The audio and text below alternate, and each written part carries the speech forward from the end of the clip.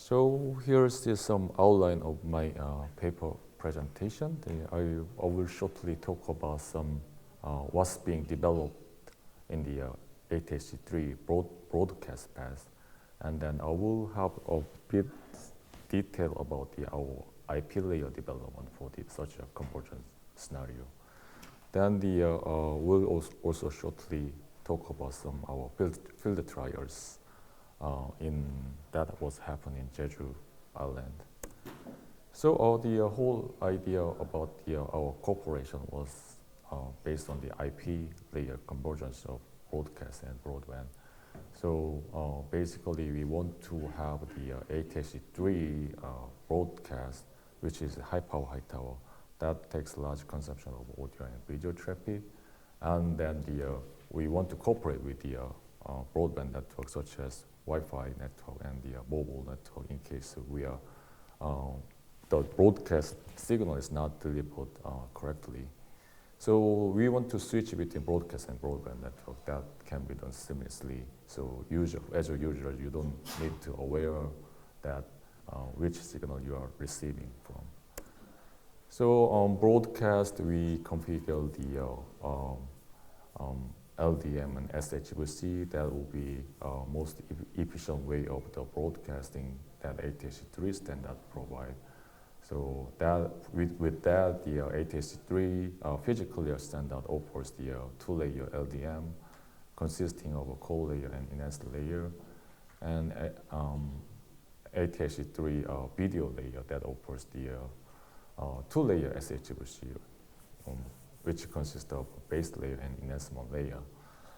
So only for broadcast operation, your mobile device will only see the base layer, and your fixed TV for that will receive the both base layer and enhancement layer for 4K UHD quality. So here's some theoretical analysis of the capacity difference between LDM and TDM. TDM is more about the linear addition of the mobile and fixed capacity, which gives you such a straight line of the capacity. But LDM is more about the non-orthogonal multiplexing that gives you more capacity gain, as you can see in the figure.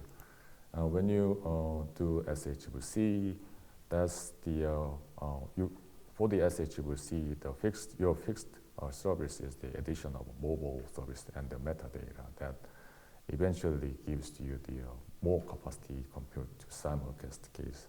So adding up with the LDM and SHVC, that gives the even more gain compared to simple TDM and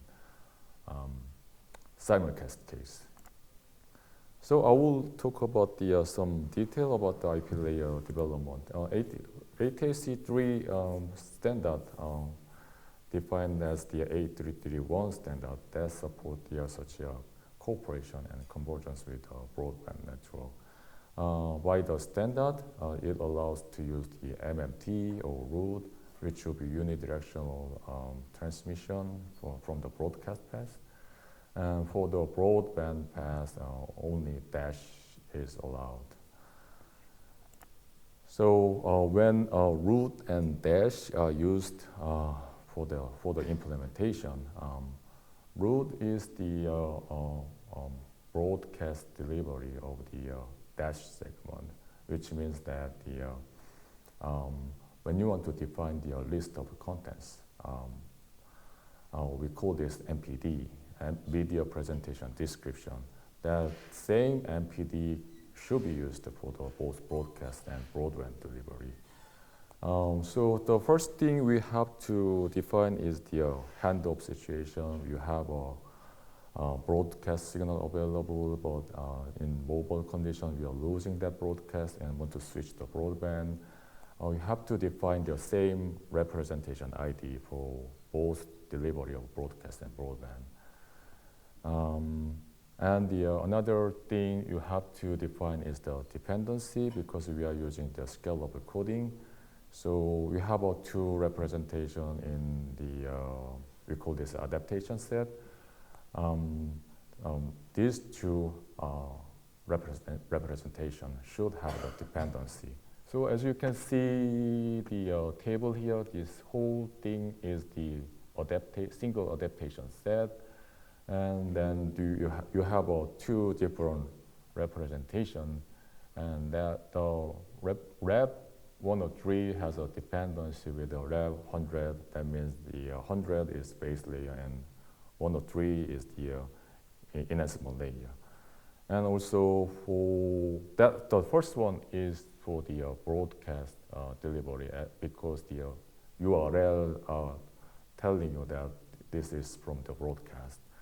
And the second adaptation set, you have to define it separately, basically using the same rep ID here, but the differences should be here, using the different URL that comes from the broadband. That tells you that the same with the same rep ID, you have a different URL, so that gives you a handoff situation from broadcast and broadband. So I hope you can see those rep IDs. This will be whole implementation set using root and dash configuration. So all the detail of the list of the contents are defined in MPD here. So the first two will be audio contents first one should be broadcast and second one should be broadband. And the next one should be broadcast delivery for base layer and enhancement layer. And the other two one will be hybrid delivery. One from broadcast, I mean base layer from broadcast and enhancement layer from broadband. And the last one should be everything comes from broadband. So you have to define all different adaptation set to work with the service scenarios. For the MMT part, this will be a little bit more tricky, I think, because the MMT, we have to define this separate MP table, and that's only for the broadcast use. But the co-working with the broadband, you still have to define the dash with the MPD. So as you can see from the table, they are two different structures, and they have two different IDs, such that the MMT has an asset ID, dash has a rep ID. So defining these two service scenario, handoff situation between MMT and MPD, and dependency between MMT and MPD, you need some high-level definition explicitly.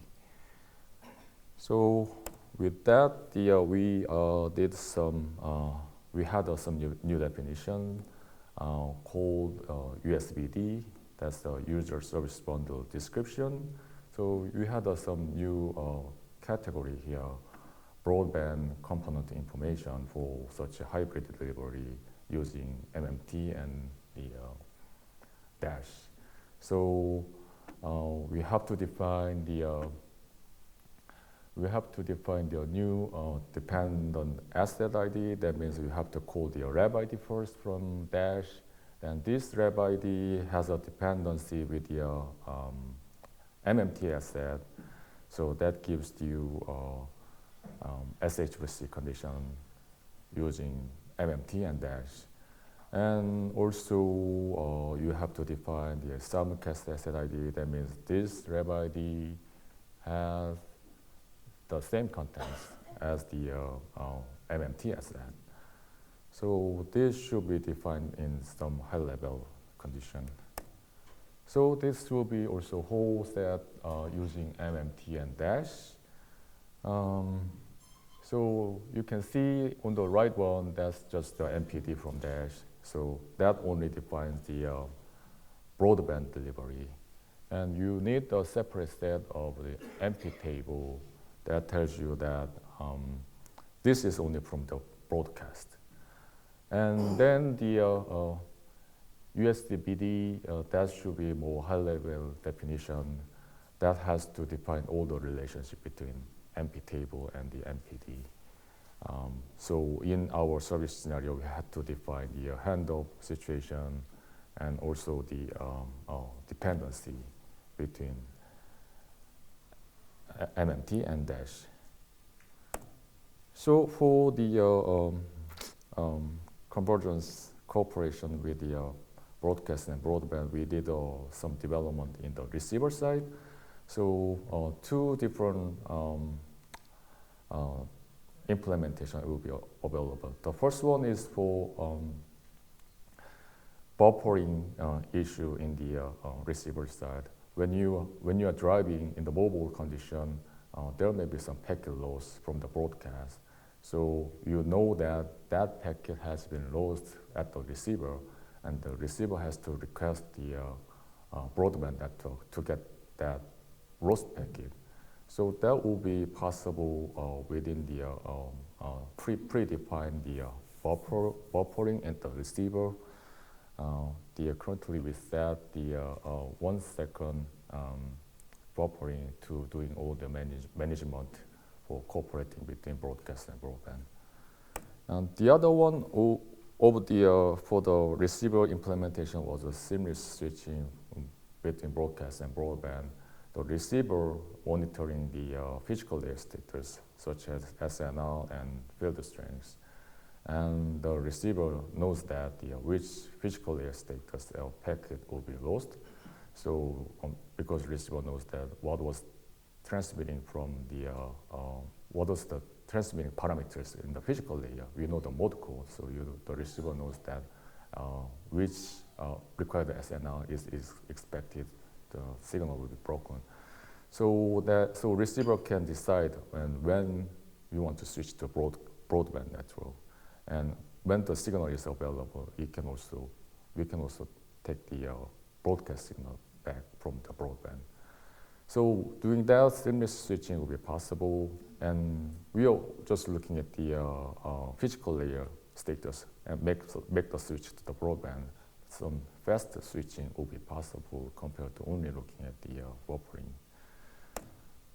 So lastly will be some field trials.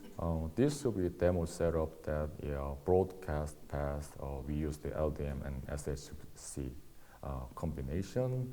That will be most efficient way of the broadcasting. Broadband, the receiver will be able to request some packets through the unicast.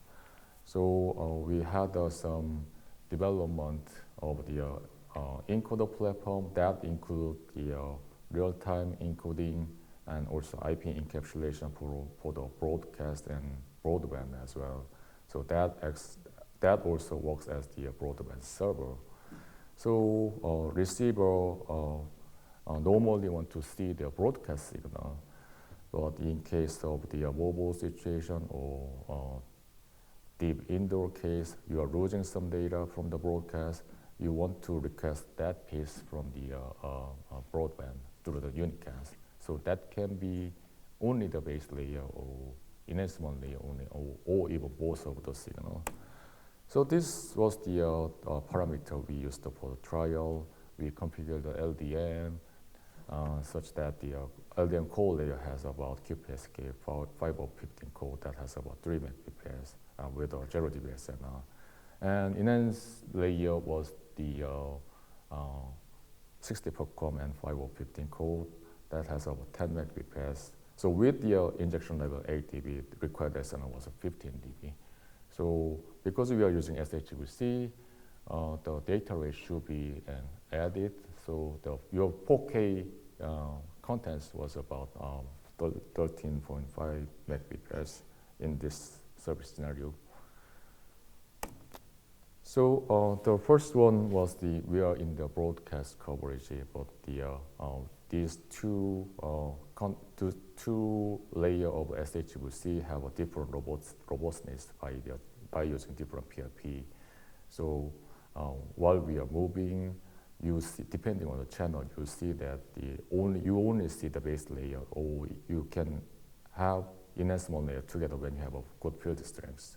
So such switching between base layer and enhancement layer can be done seamlessly. That was our first service scenario.